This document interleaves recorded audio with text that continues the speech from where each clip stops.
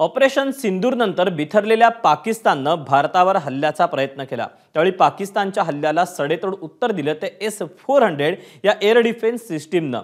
S-400 समोर पाकिस्तान गलितगात्र झाला। त्याचे सगळे ड्रोन आणि मिसाईल निष्प्रभ ठरले। बघूया या S-400नं काय केलं त्याची ही झलक।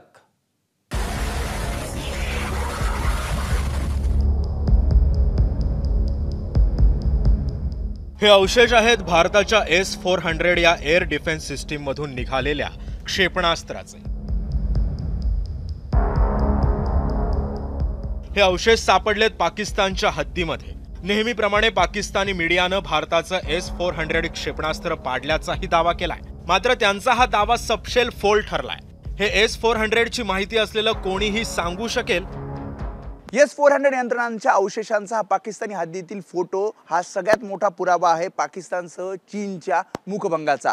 पाकिस्तानचं JF-17 हे लढाऊ विमान भारतीय हद्दीत शिरण्याचा प्रयत्न करत असताना त्याला रोखण्यासाठी S-400 यंत्रणाचं हे क्षेपणास्त्र शूट झालं आणि त्यांनी लक्ष्याचा वेध घेतला। याच क्षेपणास्त्राची केस पाकिस्तानी हद्दीत पडली।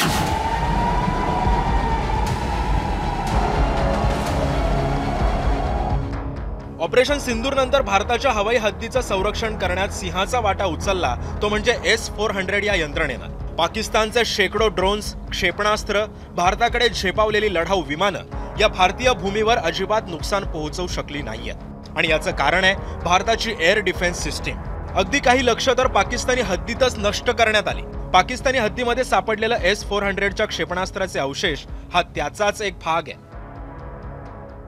पाकिस्तान ने यह क्लेम किया कि उसने अपने JF-17 से हमारे S-400 व ब्रह्मोस मिसाइल बेस को नुकसान पहुंचाया, जो कि बिल्कुल गलत है। दूसरा, उसका यह भी मिस इन्फॉर्मेशन कैंपेन था कि हमारी एयरफील्ड जो कि सिरसा, जम्मू, पठानकोट, भटिंडा, नलिया और भुज में है, ये उसका मिस इन्फॉर्मेशन भी बहुत गलत है।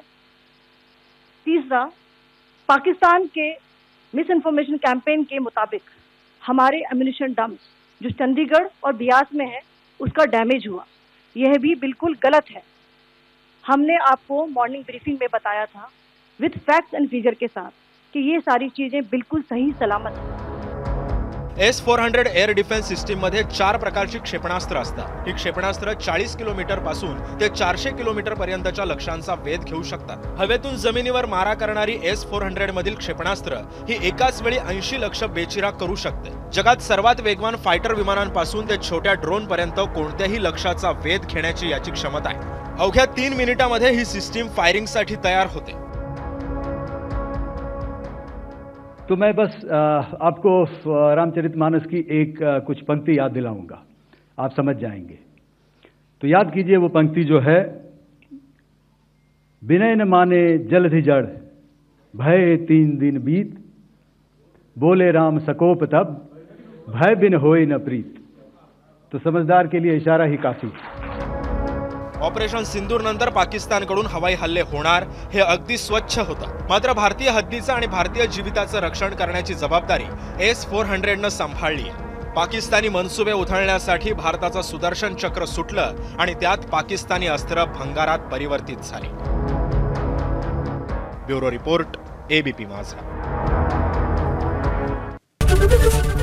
ABP माझा, उघडा डोळे बघा नीट।